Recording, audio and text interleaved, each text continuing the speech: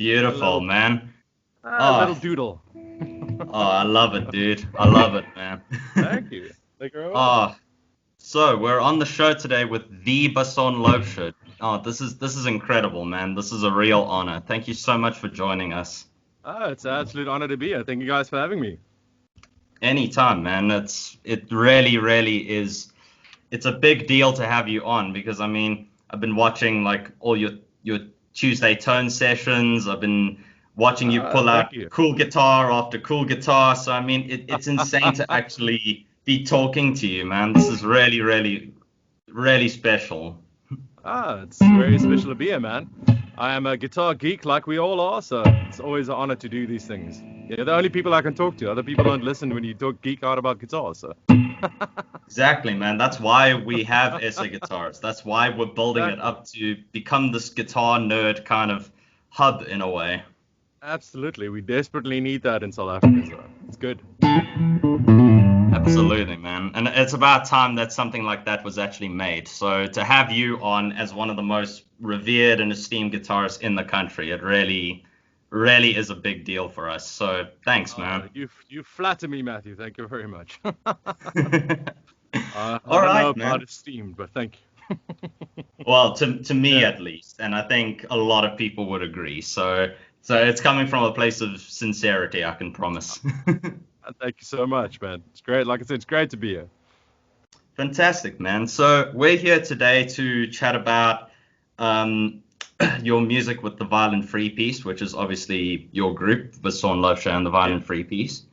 And for those who don't know who you and your band are yet, just in case there's international audiences watching us on YouTube land, give us a brief intro into who you are, who the band is. All right, so I'll give a semi-brief, maybe a little bit long intro, but I'm from South Africa. I was born in Stellenbosch, raised here, and I started doing music professionally from, I'd say, about 18. I had a band called Zinkplaat, which was an Afrikaans rock band. And through that, we went on for about 10 years plus or minus. Through that, I got a lot of contacts. I started doing a lot of session work. Got to play with some fantastic singer-songwriters, studio work, stuff like that. And the band ended on very good terms, but we just kind of went our separate ways. And I, as you do, stuck around and went like, well, what do I do now? Because in Zinkplaat, I wrote a lot of music. I didn't necessarily do a lot of lyric writing. So, but, I kind of decided I need to start my own thing. And I did some blues jams and stuff before that under the Free Piece, but the Free Piece was kind of, for me, a way to kind of do my own thing, which is great. So what the Free Piece is, we are a loud blues, rock, folk, country / metal boogie band. Yeah, we do a bit of everything, I'd say. But I'd say we're a rock and roll band mostly. That's what we do. A rock and roll power trio like 90% of the time. So yeah, for sure. No, absolutely. I couldn't have described it better myself about you guys, because when you listen to Testify, the album we're going to be mainly talking about today, I can hear like a bit of everything on it. So it really is sort of, there's so much inspiration in the music, like comes from all different places. It's not just blues. There's a bit of rock, a bit of, country, a bit of grunge even. So, I mean, there's a bit of everything in your playing, which I really like. So, I like to say I'm one of those jack of all trades, master of none. I mean, through session work, you kind of have to bullshit your way through a lot of genres, if that makes sense. So you have to learn the basics and the essentials of a lot of genres quite quickly. I can give you a good example. When I did a session one day, and the guy's like, "Can you chicken pick?" And I was like, "Sure, I can chicken pick, you know." And the traditional way is you kind of have to use the thumb and the fingers. But I'm useless with that. I mean, it'll take me ages to get up to that speed. So what I kind of did was I just figured out if you can mute it with your playing hand, kind of sounds the same. You know?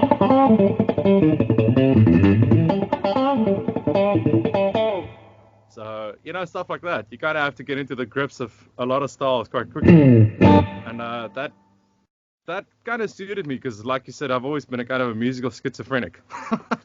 I love a lot of different stuff. So, yeah, like I would say session work, I would always tell people it's a great tip. Like, start playing with a lot of different people. You pick up so much, just, you know, little bits and bobs.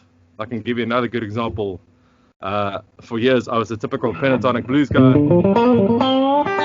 And I had to do, like I said, started doing some country stuff. And then I was like, oh, because I never could quite figure out why they do what they do. But I was like, oh, they play in the major scale. Yeah, you know. You know that,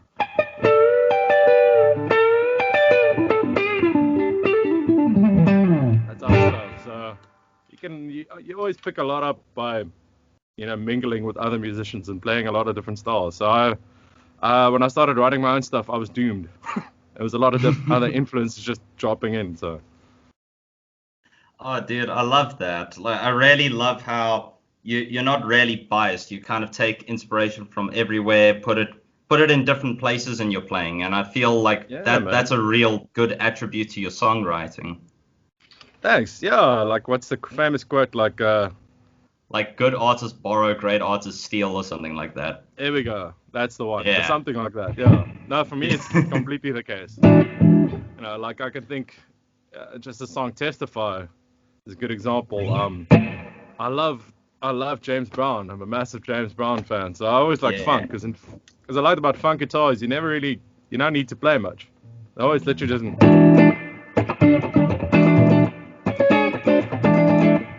know, but I love Motorhead. So, you know, that song, I don't know how that happened, but it kind of both just kind of came together. So it's James Brown meets Motorhead, and that's how my brain works 90% of the time. It's like Motown gospel metal. That's what it is. Yeah, I'll quote you on that. That's a good one. You can have that one for free. Thank you very much. Yes. Yeah. So yeah, I've always been like I said, because in Zinkplaat I wrote mostly the music. It's always been like all over the place, and it's like a ballady thing, a rocky thing. So yeah. Today we're going to be primarily focusing on the stuff that you do in your own band, the Violent Free Piece, and your second album, Testify, dropped back in 2017, I believe. Yeah, it was out at the end of 2017, beginning 2018. We toured it quite extensively for a year, about through 2019, and then we decided this year to bring out a limited edition vinyl.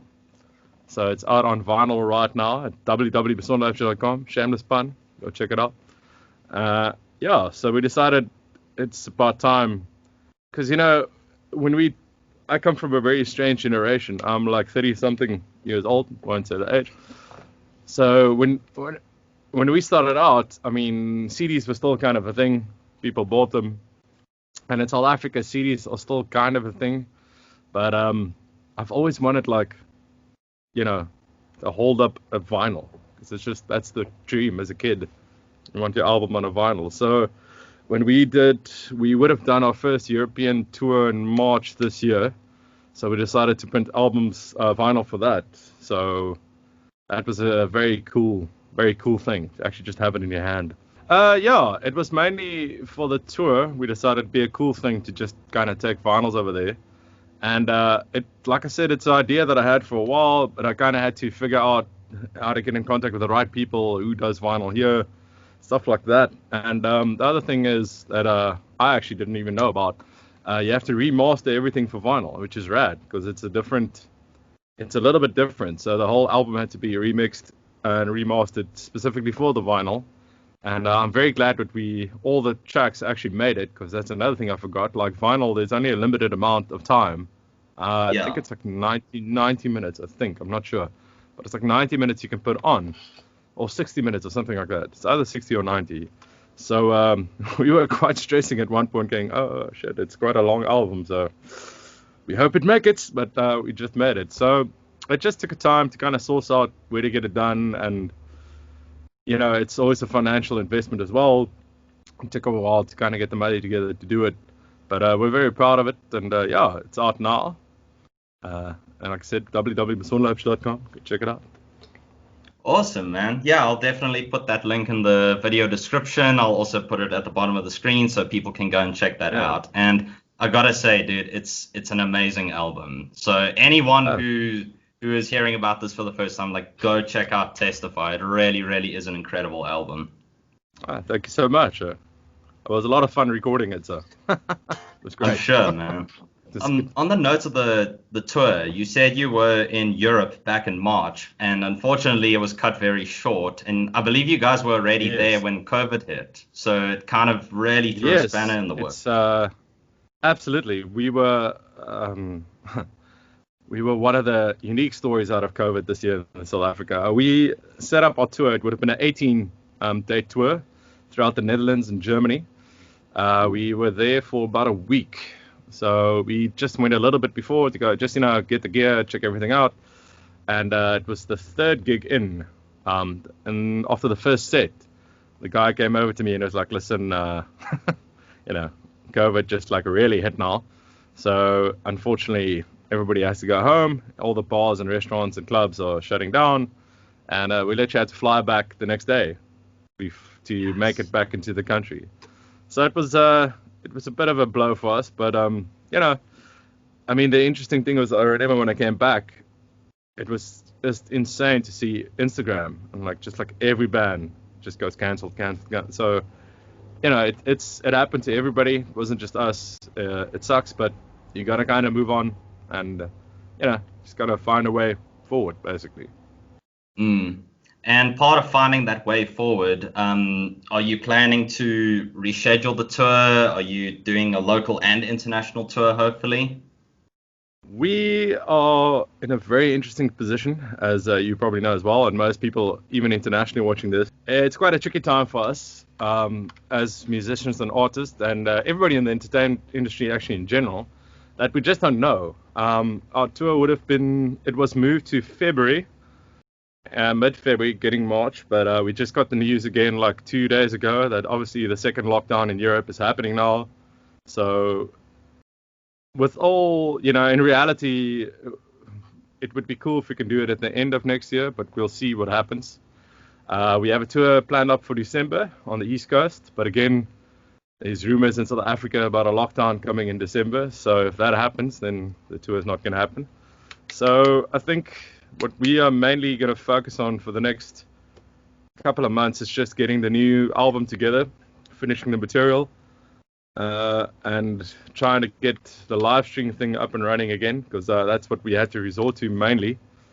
So yeah, we're in a weird time.